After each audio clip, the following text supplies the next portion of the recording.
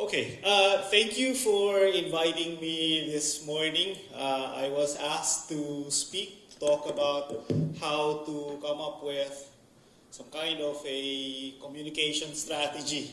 Tama ba? Some kind of a communication strategy for an anti-charter change movement. For my part, I've actually been going around the country for the last 2 years, no, on this kind of a campaign against charter change dahil the moment the president assumed office, yan na talaga yung sinabi niya. I think it was really part of his campaign strategy. Ito yung isa sa mga binenta apart from the campaign against drugs. And as someone who has taught constitutional law for the past 1.5 decades, parang malinaw na sa akin na yung motibo, yung problema. Because everyone is trying to do charter change seriously, iba talaga yung problema. So, I think ito yung slides na pinapakita ko dun sa mga tao. And I think it might be a good basis for you to come up with that communication strategy. So, this is more informational, I suppose, rather than being meant to convince, because this is a crowd of people who are already convinced. So, communications na lang yung issue. So, I talk about, dati English yung version na to, pero ngayon tinatagalog ko na rin. Natuto na nga uli ako magtagalog dahil dito sa mga lecture na to. No? I talk about yung context, and then yung content, yung laman, and then yung process. Dahil medyo sneaky yung style ng pagbenta ng federalism. Hindi naman pwedeng federalism lang yung pag-usapan because federalism is just one proposal, maybe the major proposal in a set of proposals para buksan yung Constitution. So the goal really is to open up the Constitution, and ito yung produkto na binebenta. So I say if you want to buy a new house, you're not just looking at whether the house looks good. You're looking at all the aspects of buying. Magkano ba yung bahay na yan? Maganda ba yung location? Ito ba yung tamang panahon para bumili ng bahay? So, I think yung communication strategy should cover all aspects, leading to an anti-charter change message. So, first slide. So, unang-una yung difference between federalism and charter change. Kasi pag ang tanong, are you for federalism? Immediately, you get a 50% shot at winning the argument. Diba? Are you for or against? So, I think napaka-importante na paghiwalayin yung tanong ng pro or anti-federalism ka ba? Or doon sa question na are you for or anti-charter change? Kasi yung charter change is the larger tent, and yung federalism is a small tent within that big tent. So for example, federalism, the problem with federalism is wala naman talagang content yung federalism. Federalism is in the details. There's no single model for federalism. It's like saying, gusto mo ba ng burger? Anong burger ba yung gusto mo? Chicken burger, beef burger, mushroom burger. Kaya pag sinabi kong federalism, ang tanong is, ano ba yung laman ng federalismo? Diba? Kasi there's no single model for federalism. Federalism is in the details. Diba? So, I think we need to avoid yung casting federalism as just one proposal na very vague. Kailangan tignan talaga yung detalye ng federalism. And pangalawa, yun nga, iba yung federalismo dun sa charter change. So, even if you are in fact for some general or even specific concept of federalism, iba pa rin yung tanong no, are you for or anti-charter change? So, in theory, you might be open to giving more powers to the regions, but will you allow that at the cost of opening the entire Constitution? So, next slide. I think this is something that's very important, the numbers. These are, I think, so far the latest numbers. No? 67% of Filipinos are against charter change. And I think may numbers pa, let's say 4 out of 5 are against charter change. So, yung takeaway ko dito in terms of messaging is, ang nagtutulak yung politiko, hindi yung mamamayan. Dahil yung saligang batas, that's the fundamental contract between the people and the state. So normally, if you're opening up the Constitution for a revision process, yung bubuksan mo talaga yung buong saligang batas, tatanungin mo kung ano yung pwedeng palitan sa lahat ng aspeto ng Constitution, dapat yung mga tao yung nagtutulak. There has to be some kind of a, for lack of a better term, revolutionary mindset for you to want to open up the Constitution, because opening the Constitution the way they want to do it through a revision process is a revolutionary process. You want to arrange a relationship between the people and the state. Pero if 67% of Filipinos are opposed to charter change, that means na wala yung revolutionary mindset required to do charter change. So yung charter change para sa politiko, hindi para sa mamamayan. Kung ang tutulak ay yung mga politiko, yung interes, yung motibo ng mga politiko yung kailangan tignan, hindi yung interes o yung motibo ng mga Pilipino. Dahil ayaw nga nila eh. Diba? Kung yung sinasabi, the numbers are say 80% for charter change, then pwede natin tanungin ano yung gusto ng mga Pilipino na baguhin dun sa saligang batas, kaya sila nagtutulak. But if the Filipinos are opposed to charter change, legitimate na magtanong tayo doon sa motibo ng mga nagtutulak na politiko. Diba? So, yun. No? So, this is people versus politicians. So, I think maybe pwedeng hatiin in terms of messaging. Diba? Dahil ayaw nga ng mga Pilipino. Ibig sabihin, pinipwersa yung konsepto ng isang revolutionary change in the way people relate to their government nung mga politiko. For example, in 1986, that was a real revolution.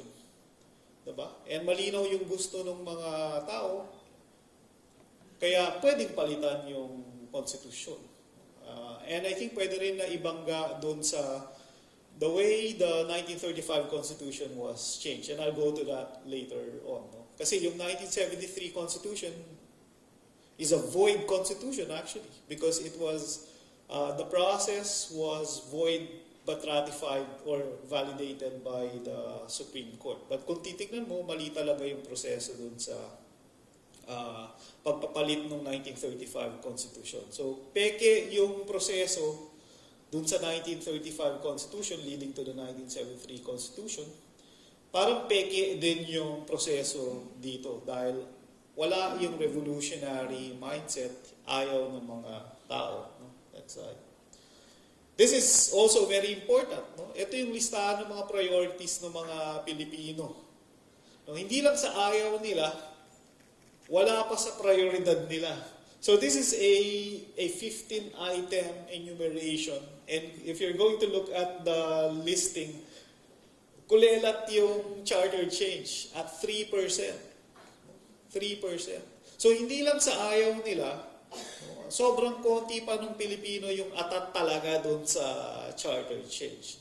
That tells you about the level of fixation of Filipinos to charter change. 3%. Sobrang baba talaga. So majority are against. Yung mga atat na palitan yung Constitution, sobrang konti pa. So I think in terms of messaging, pwedeng gamitin ito na unahin yung pagtataas ng sweldo ng mga mamamayan kaysa palitan ng konstitusyon. Solusyonan yung problema ng pagtaas ng bilihin kaysa sa charter change. Or hindi solusyon ang charter change para labanan ang pagtaas ng bilihin. Hindi solusyon ang charter change para tugunan yung kawalan ng trabaho ng mga mamamayan. Yung mga tao yung nagsabi, ito yung interest nila. And that's a very long list. Very long list. No? Medyo nakakalungkot lang doon kasi medyo mababa yung defending the integrity of Philippine territory against foreigners. But at least ilalim talaga yung charter change. So malinaw na kahit yung mga may interest, they constitute only about 3% of the population. So kung pepersahin ng mga politiko ang kakampi nila, 3% lamang ng mga mamamayan. And then, ito, I usually use this para sabihin na kung 75% ng mga Pilipino hindi man lamang sila komportable or aminado sila na hindi sila pamilyar doon sa 1987 Constitution, talagang may problema tayo kung babaguhin natin yung Constitution because hindi mo pwedeng palitan yung hindi mo naiintindihan. Diba? So yung sinasabi ko doon sa mga audience dito is, sino yung nakakaalam ng Constitution natin ngayon? O kung hindi nyo nakaalam, bakit kayo sasakay doon sa charter change? Hindi nyo nga alam kung ano yung pinapalitan. Hindi nyo pwedeng palitan yung ating saligang batas kung hindi nyo man lang alam kung ano yung problema doon sa saligang batas. So I think procedurally pwedeng gamitin to the extent na pwede dapat ba information drive about the 1987 Constitution muna bago tayo mag-usap tungkol doon sa pagpapalit ng 1987 Constitution. Tingnan muna natin kung may problema ba doon sa 1987 Constitution bago natin sabihin na palitan. Because I think part of the comm strategy of the other side is to try to demonize the 1987 Constitution. Maraming problema dyan. But tingnan natin kasi hindi nga naiintindihan ng mga Pilipino yung current Constitution in the first place. So yung challenge ko usually sa mga crowd is, pwede ba kumuha muna kayo ng exam sa akin sa Constitution Law? Pag pumasa kayo, pwede na kayong magtulak ng charter change. Diba?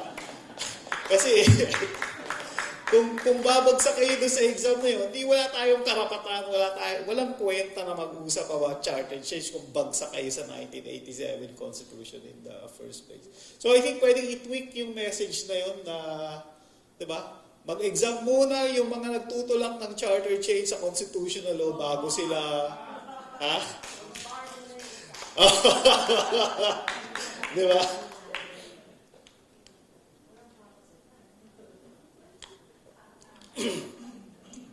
Diba? Yun muna kasi parang, teka, pag mag-e-exam muna bago tayo mag-usap sa charter change, medyo lag out na yung karamihan, sa tingin ko lang. Lag out na yung karamihan. Or maybe you can do yung mga Q&A na online, yung series of Q&A na online, na kung bumagsak ka, diba, hindi ka pwedeng mag-cha-cha. Diba? So siguro pwedeng different levels of difficulty. Diba? Kasi pwedeng you can test online, I think, the readiness of the citizens for charter change. Like a series of questions on the Constitution. Diba? And in the end, if you get a certain score, ready ka na makipag-usap tungkol sa cha-cha. Otherwise, pag-aralan mo muna ng konti ang 1987 Constitution. So, yung preparedness, yung readiness ng mga tao, I think is very important. No? And that's a very good number, no? 75%. No? Yung dami ng taong hindi man lang pamilyar dun sa 1987 Constitution. Next slide. So, I think we need to find a simple language to describe the 1987 Constitution that they're trying to demonize. And the only term I can think of is it's anti-dictatorship. And who would be pro-dictatorship? Parang konti lang naman. Konting-konti lang talaga. So ito parang medyo winner ka dito dahil, diba? If you're anti-dictatorship, then medyo kumampi ka na ng konti doon sa 1987 Constitution. Kasi kung you're pro-dictatorship, sige, parang tingnan natin kung gaano kayo karami. So I talk about the most important mechanisms of the 1987 Constitution, diba? That build a legal infrastructure that is basically anti-dictatorship. Well, unfortunately, most of that infrastructure is already gone, diba? But that was the intent. No? That was the intent. To create an infrastructure that will prevent a tragic recurrence of dictatorship. And ano po ba yung nangyari dun sa panahon ng diktadurya? Tatlo lang naman yung paulit-ulit. No? Nilimas yung kaban ng bayan, nilabag yung mga karapatang pantao, binagsak yung ekonomiya. So I think yun yung tatlong consequences of dictatorship, diba? The raid of the treasury, massive violations of human rights, a culture of impunity, and the destruction of the economy. And I think it resonates powerfully to different sectors and levels of society. You know? So the 1987 Constitution is anti-dictatorship. So ano ka? Parang pwedeng gamitin. Next slide. Slide? Hindi ko yata slide yan. Right, ito, no? I think we need to go after the CONCOM as well. Yung consultative committee na kinreate ni President Duterte. Because I think it affects yung credibility nung push nila for charter change. Who has the power to propose changes to the Constitution? And maraming hindi talaga ito alam, kaya dapat ipukol dun sa mga tao. No? Next slide. So ito lang, no? Yung Congress or a Constitutional Convention. Congress or a Constitutional Convention. Pagdating sa Congress, ang tanong ko lang usually, hindi nyo po kailangan sagutin, pero may tiwala po ba kayo sa Kongreso na magbabalangkas ng bagong konstitusyon? Usually pag may time ako, nililista ko yung pangalan ng mga members of the Constitutional Commission that drafted the 1987 Constitution. I mean, those are the most eminent and credible citizens of the Republic. Diba? Kung ibabangga mo yung reputation and credibility and the breadth of the scope of the sectors represented by that CONCOM is really amazing. It's really amazing. Meron nasa kaliwa, meron sa kanan, merong religious, merong secular, merong labor, meron pa nga medyo pro-Marcos dun dun sa grupo na yun. So, napakaganda yung representation.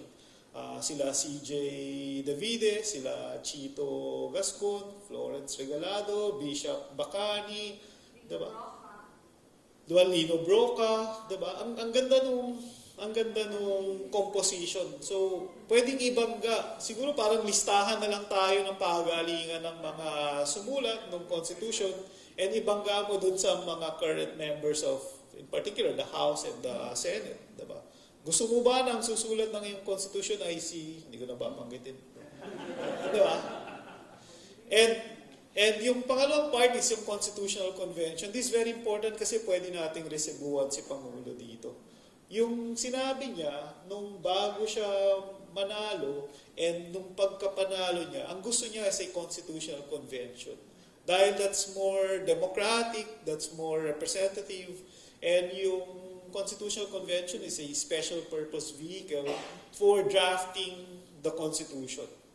So you're voting for people na yung trabaho lang ay magsulat ng Constitution. Pero after that, nagbago yung isip niya. That means na gusto niyang kontrolin yung proseso ng charter change. Diba? So, tinatamaan dito yung issue ng credibility. If you want a more credible charter change, then the way to do it is via a constitutional convention, not by constituent assembly. Yung charter change via CONAS is charter change controlled by the President. Yan yung tsa-tsa ng Presidente. Well, actually today, yan yung tsa-tsa ni yan yung tsa-tsa ni Duterte at ni Arroyo. So baka pwede kayong gumawa ng yung GIF? Yung mga short na diba?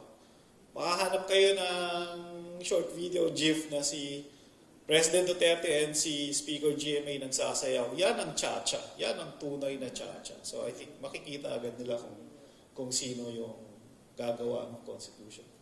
And, well, depende kung gaano kadiin yung gustong gawin. What is the constitutional status of the Consultative Committee headed by CJ Puno? Wala. Walang value yung Consultative Committee na yun. So, ang sinasabi ko, kailangan bang basahin man lang ng Kongreso yung produkto ng consultative committee? Hindi, kasi walang constitutional obligation. Pwedeng baguhin, pwedeng palitan, hindi kailangang basahin, pwedeng diretso sa basurahan yung ginawa nila. So what's the purpose? The term was used by one of the members of the 1971 convention that drafted the 1973 Constitution. So si Augusto Cesar Espiritu, deodorizer, yung ginawa kila CJ Puno. The chief deodorizer of Marcos during the Constitutional Convention was, meron nakakilala, UP President, UP Law Dean, and the father Bernas of his time, Vicente Cinco. Siya yung pinakasikat na popularizer and deodorizer of Marcos's Constitution. Siya yung ginamit. So kung titignan nyo, meron talagang playbook na sinusunod. Gumagamit doon ng mga credible na mga tao para ibenta yung konsepto ng charter change. That might not be fully effective, but it pushes their agenda forward. If they can convince about 3% of the population na legit yung charter change by employing or by deploying people like CJ Puno, diba? Plus na sa kanila yun. Plus na sa kanila. So, I think kailangan ding pilayan yung value nun. So, this is what? I think pwede natin tanong magkano yung ginastos nila for this. Dahil parang mahal tong consultative committee na ito. Diba? Nagtrabaho sila doon sa PICC over several months. Nag-ikot sila. There was a debate sa PUP where CJ Puno was there. And I kept on asking him, Chief, magkano po yung ginastos natin dyan? May mga allowances po ba yung mga ayaw niyang magsalita. Sabi niya, hindi ako kumuha ng allowances. Hindi ko ginalaw yung pera na yan. So, parang may tinatago. So, I think it's legitimate to ask, how much did we spend for a consultative committee na walang constitutional value? Diba? Parang PR lang talaga naman sila. And, I don't know, maybe you have some inside information about this. Parang hating-hati yung consultative committee na yun. Because I sense the deep frustration of CJ Puno about the product. I sense yung deep frustration niya. Parang, even if he was the head of the consultative committee, parang hindi niya na-control ng gusto yung content or yung process. So, I think for purpose of messaging, that also makes sense. So this is their product, of course, Bayanihan. Next slide. Right. And then, ito, parang this is my intro. Saan manggagaling yung panukalang saligang batas? Next slide. Sa kanya. No? You know, universal yung reaction ng mga tao eh. Yeah, the moment you show, siya yung pinaka-importanting elemento ng charter change. Dahil I think they'll try to force the Senate, kontrolin yung Senado, and yung motives niya, yung credibility niya, yung pinaka-importanting elemento ng charter change. Ano yung interest niya? The proposal is for a federal presidential or presidential federal system of government. So obviously, kung tatanungin, I mean, if we're going to ask rationally kung ano yung gusto niya na result, it'd probably be a parliament, a parliamentary system. She probably won't be so fixated with the federal system of government kasi it destabilizes yung system so much, and given the fears of the economic managers, parang ayaw niya. So the easiest cha-cha for her is just a shift to a parliamentary system of government. I don't think they have the time to do that. But may chamba pa rin given that there's martial law in Mindanao. So, yun yung kailangan laging bantayan. So, I think we can take advantage of this fact that President GMA is now the Speaker of the House, para banatan yung charter change. Diba? Kaya nga, yung sayaw, yung cha-cha is a dance, and that dance will be the dance of the President and the former President. So, I think yun lang medyo, kahit mataas yung numbers ni Presidente, I think pag binangga sa kanya, medyo tatamaan. I don't know to what extent, but yeah, pwedeng gamitin yan. So, she is the one who's going to lead any charter change move. So, pwedeng paulit-ulit na gamitin. Yeah. No? I think the cost, pwedeng galawin talaga. Pwedeng galawin. I spoke, I think about a month ago sa Baseco. I was invited by Miss Alice Murphy to speak about the West Philippine Sea and charter change doon sa Baseco. Nung tinanong sila, ng mga organizers, yung mga residente ng Baseco, sinong nakakaalam ng West Philippine Sea? I think about 20%, no? 20% yung nagtaas ng kamay. And yung West Philippine Sea is easy enough to lecture kasi maraming picture. Maraming photos. You just show them yung mga photos ng land reclamation and island building. I mean, you'll have enough oohs and ahs moments para, So yung takeaway nila doon, nung tinanong sila ng mga organizer, hindi pwedeng ipamigay yung sa atin. Good na yun. Diba? Kasi nag-stick na sa kanila yung mga photos na sa atin yan kasi ito yung ginawa. Diba? And then, yung medyo nakakagulat was when they were asked, sinong pamilyar sa federalismo? Walang nagtaas ng kamay. Walang nagtaas ng kamay. Kahit isa, I think that's a crowd of about 500 people. Walang nagtaas kahit isa. Kaya ako medyo kinabahan ako dun sa ginawa nila Mocha kasi yung federalismo that moved the debate forward for them. Ngayon, alam na ng mga tao na, meron palang federalismo. Parang meron ng awareness. From zero, umangat sila to something. Diba? Nowhere to go but up. Diba? Kasi yun yung talaga, kasi dun sa mga medyo nakakaalam na ng sitwasyon, banatan si Mocha. But I think they were appealing to a different public, a public that has zero awareness of what federalism was all about. Kahit yung word lang, parang nadala nila yung word, yung label sa vehicle. Diba? So I think yun yung danger. And yung pambangga is, is the cost. Is the cost. I spoke about yung cost in terms of, ito po yung gagastusin, 44 to 72 billion pesos per year. Saan po kukunin yan? Sa buwis ng mamamayan. Paano po kukunin yan sa paraan ng buwis? Dadaanan naman tayo ng sunod-sunod na trend. Sunod-sunod na train po yung dadaan sa atin kapag nagkaroon ng federalismo. Dahil hindi pwedeng manggaling to kung saan lamang. Kailangan kunin. Ang pagkukunan lamang dyan ay yung mamamayan sa paraan ng buwis. Diba? And train talagang allergic yung mga tao dun sa word.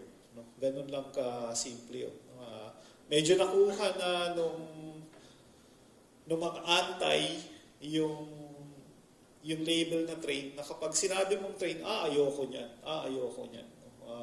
Para medyo sarado ng konti na yung mga tao when it comes to train. Kaya yung train to, ayoko niyan kasi train na naman yan.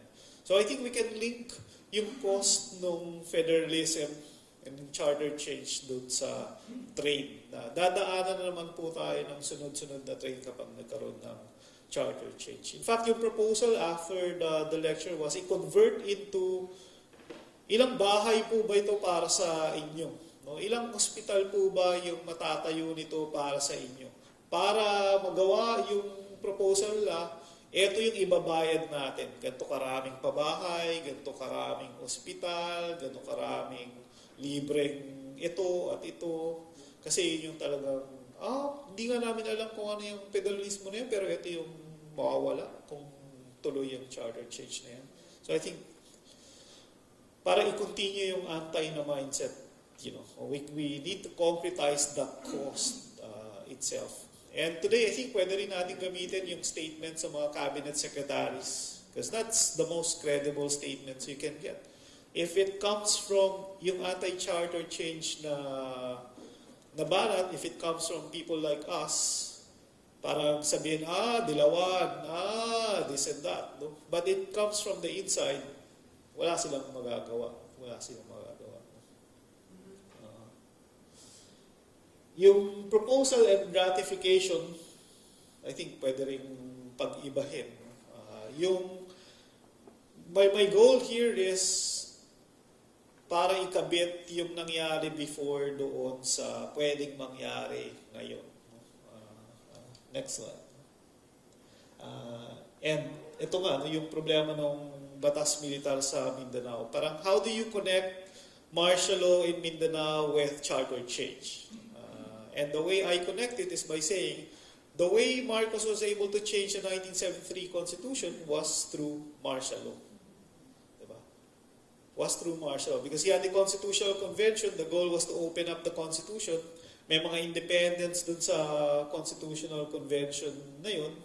And, because he was a dictator, all dictators try to err on the side of controlling everything. They have a penchant for overkill.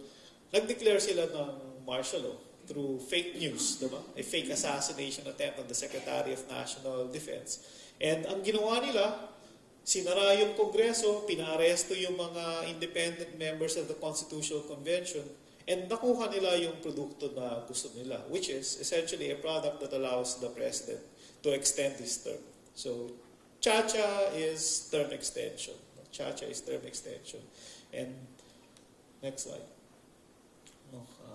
So, ito pwedeng gamitin. Fool me once, shame on you. Fool me twice, shame on us. Huwag naman nating pabayaan na yung ginawa na dati, gawin uli sa atin. And pwede talagang mangyari, given the current situation. Next slide. So ito yung pinagawa namin na, nung nagkaroon ng plebisito para sa ratifikasyon ng 1973 Constitution, hindi naman dinaan yun sa COMELEC Kasi nagdeklara siya ng nationwide martial law. Diba? Ang ginamit was the Department of Interior and Local Government. And pangalawa, diba, wala namang botohan na nangyari yun dahil ginamit yung mga citizens' assemblies. And yung mga citizens' assemblies, kinikreate na nila ngayon. Kinikreate na nila ngayon yung mga citizens. Pareho talaga yung ginagawa. So, I think malakas yung appeal nung nangyari na yan, tapos ginagawa uli sa atin ngayon. And then, yung mga pinaboto, kahit sino lang, tinanong yung mga tao, sino may gusto ng isang sakong bigas, ng taasan ng kamay, kinuha na ng picture. Even the Supreme Court said that the process was wrong, but in the end, they validated it. Kaya pwede talagang mangyari uli yung nangyari dati. That's why prior to the SONA, di ba, ang daming mga pinatay na pare, may mga pinatay na mga mayor, vice mayor. Ang tingin ko talaga, pwede talaga na siyang mag-declare ng nationwide martial law. And given the very low standard for declaring martial law now, notwithstanding the text and the intention of the 1986 Conco, pwede talaga siyang tumawid anytime. So I think what's constraining the President from declaring nationwide martial law, it's not the Constitution, it's basically just the military. The moment he gets the go signal from the military, kaya niyang mag-declare ng nationwide martial law. So, I think this is always a relevant consideration dahil there are enough Filipinos na may allergy pa sa batas militar. There are enough Filipinos na may allergy sa batas militar. And we all know that, martial law was the tool used by the President to force charter change. Pwedeng gawin uli. Ito, I think, even if Filipinos are not so excited, hindi nila priority yung territorial integrity, pwede pa rin, meron pa rin segment ng mga Pilipino na makukuha yung movement. Number one is yung West Philippine Sea, pangalawa yung joint development. Next slide. nagawan lang banggitin dun sa proposed national territory nila yung Philippine Rice, pero hindi man lang binanggit yung West Philippine Sea. You can make the argument na covered pa rin by the general language, but sa akin, napaka-importante na hindi man lang binanggit dun sa national territory yung West Philippine Sea. So, if you're going to make me choose which language is stronger, more emphatic in terms of protection of the national territory, that's the 1987 Constitution.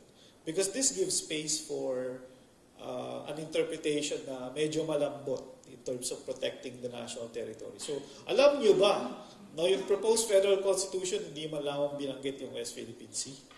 Parang, madali yun eh. Kasi you don't even have to ask them what the implication would be. Hindi man lang binanggit yung West Philippine Sea. Next slide.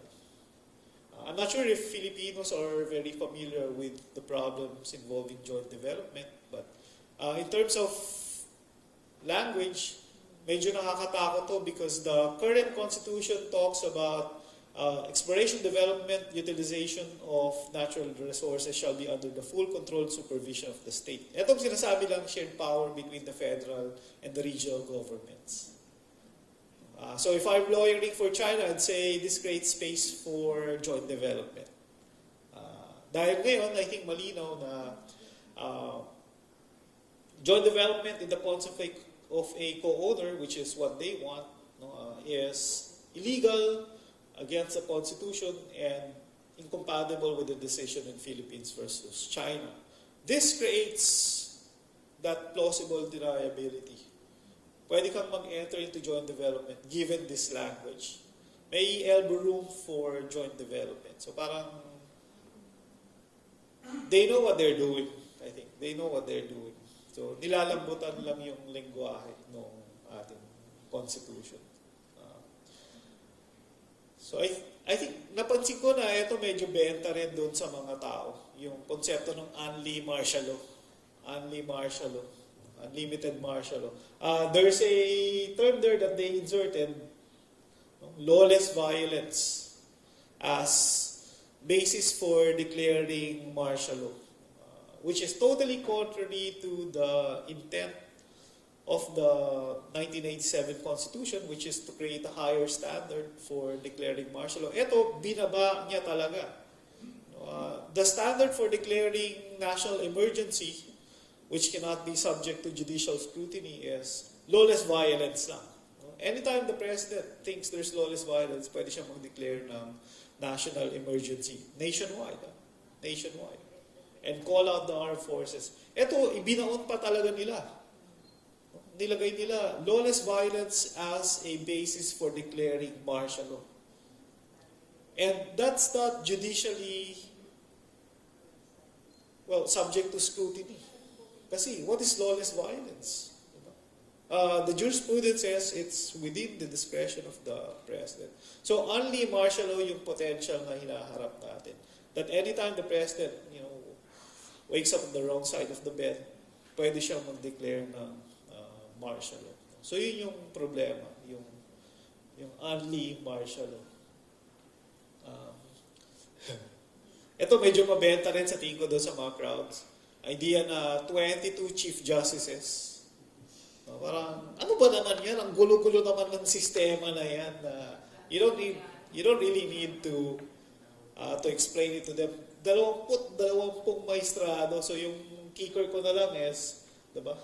Babahanan ko waranto pag nagkataon. Kasi you have 22 chief justices. Diba? Technically. So madaling ibenta dahil ang mahal naman ng judiciary na yan kasi 22 chief justices, 22 Supreme Courts technically yung kausap.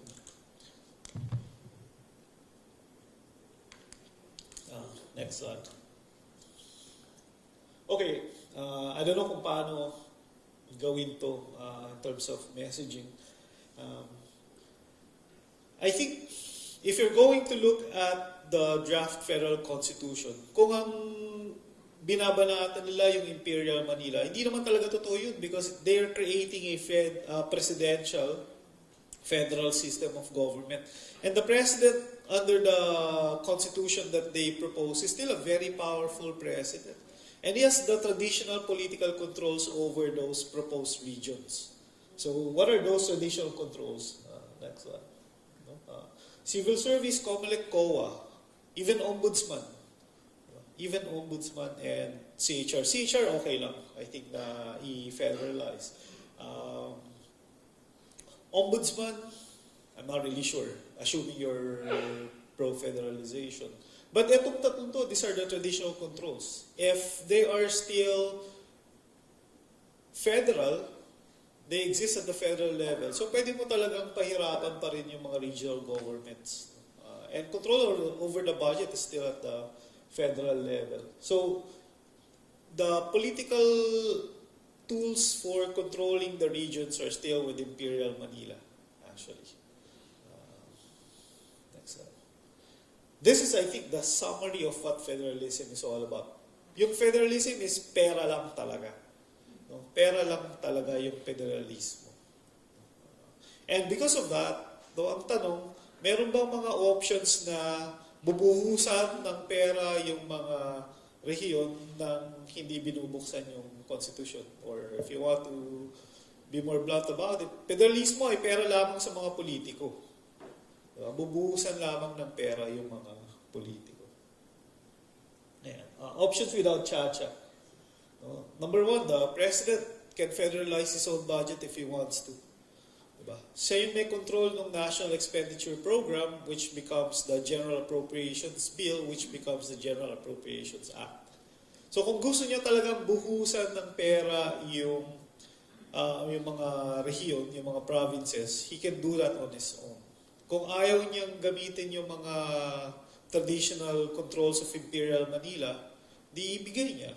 They can create mechanisms in the GAA that can make the release of funds automatic. So, yung pagbuhos ng pera dun sa mga rehiyon is not a matter of law. It's always been a matter of politics.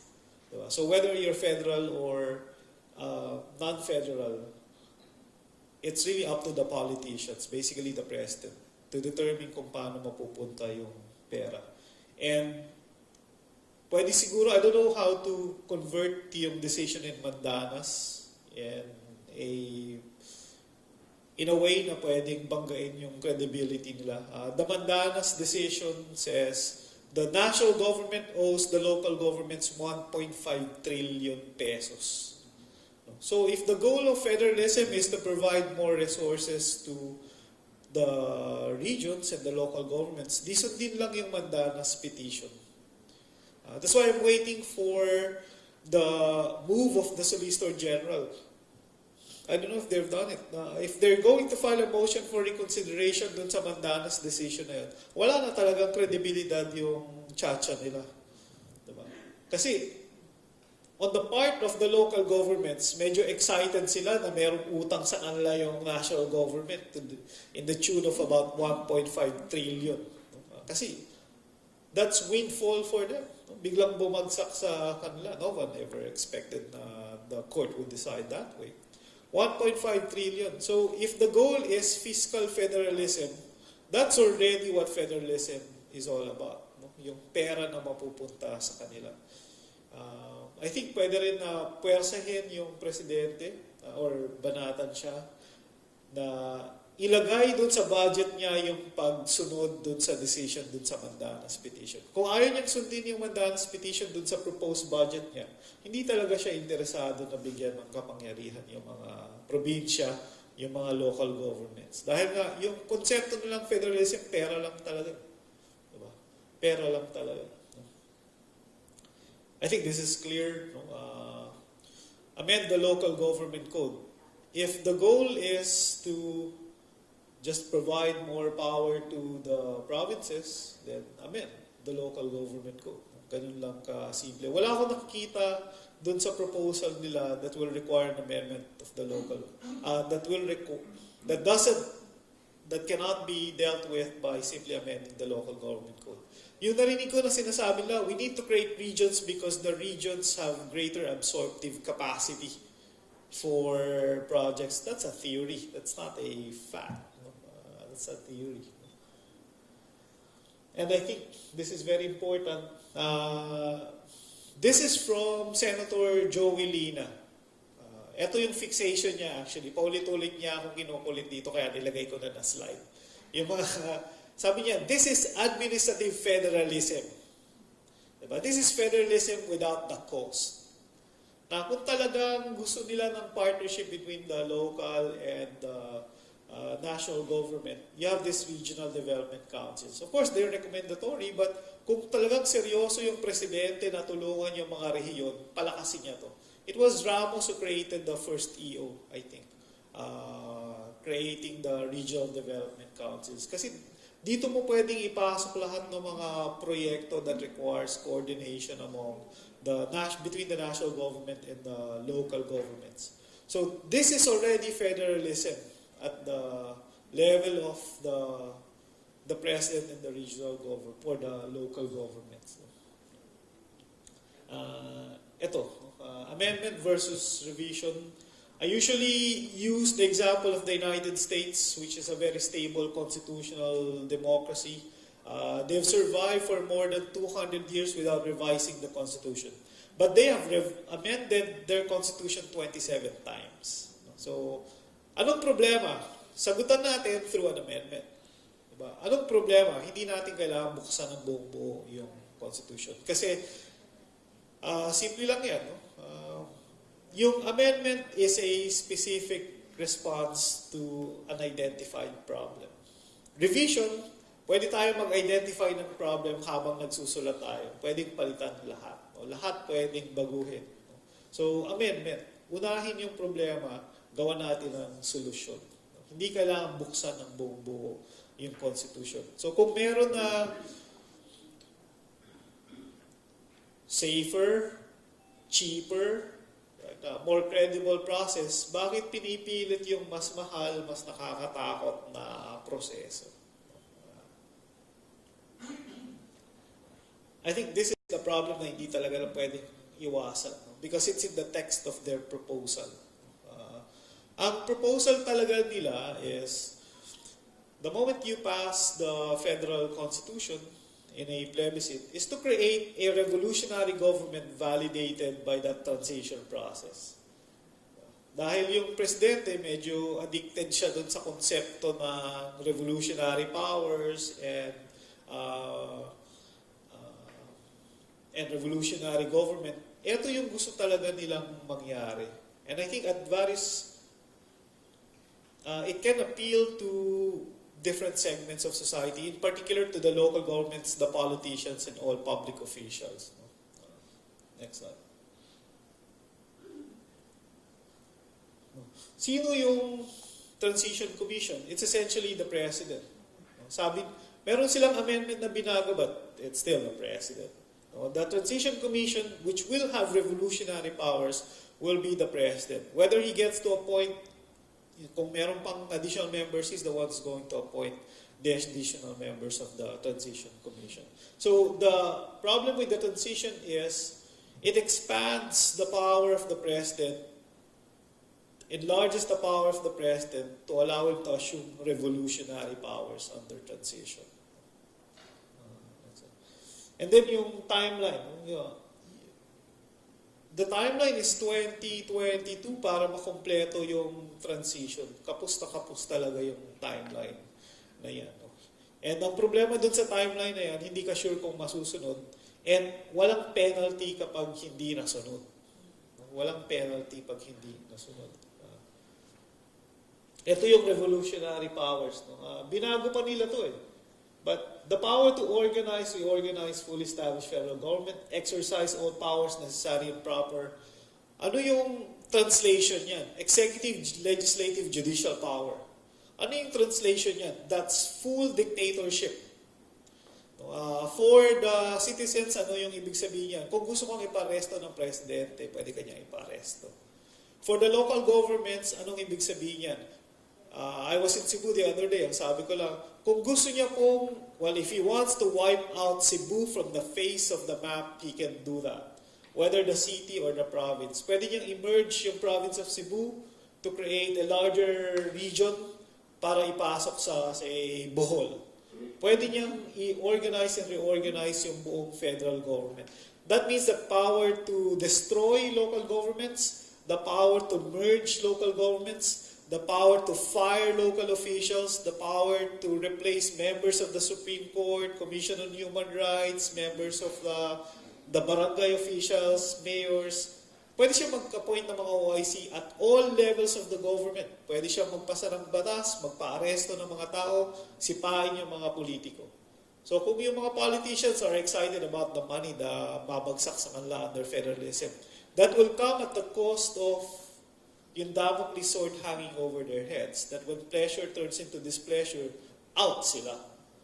No? Out sila. Ang magiging Diyos mo talaga would be the president. So ganun lang ka-simple. So yung mga tanong dun sa mga LGU officials is, kung pumayag po kayo sa federalismo, pwede kayong tanggalin ng presidente. Ganun lang kasimple yan. Yung boto ng mga tao, hindi na protection para sa inyo.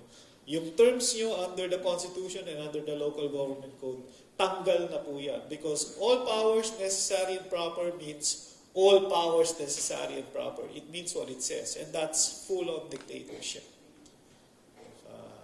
Yung mga LGU, I think medyo dito sila kinakabahan. Na luhod talaga sila pagdating sa transition. Pwede silang palitan. And yung huling slide is no fail-safe. The moment the president assumes powers under the transition government, wala naman nagsasabi na pag hindi niya nasunod, anong mangyayari? Kailangan niya ba talagang bumaba ng 2022? In fact, he can change the constitution in transition. And sinong kukontra? Lahat pwede niya tanggalin eh. Sinong kukontra sa kanya? Yung Supreme Court, pwede niya tanggalin yung mga members ng Supreme Court. So walang fail-safe. So this is permanent dictatorship. Diba? Yung implication niya is permanent dictatorship. So I think yun yung pwede nating panakot doon sa mga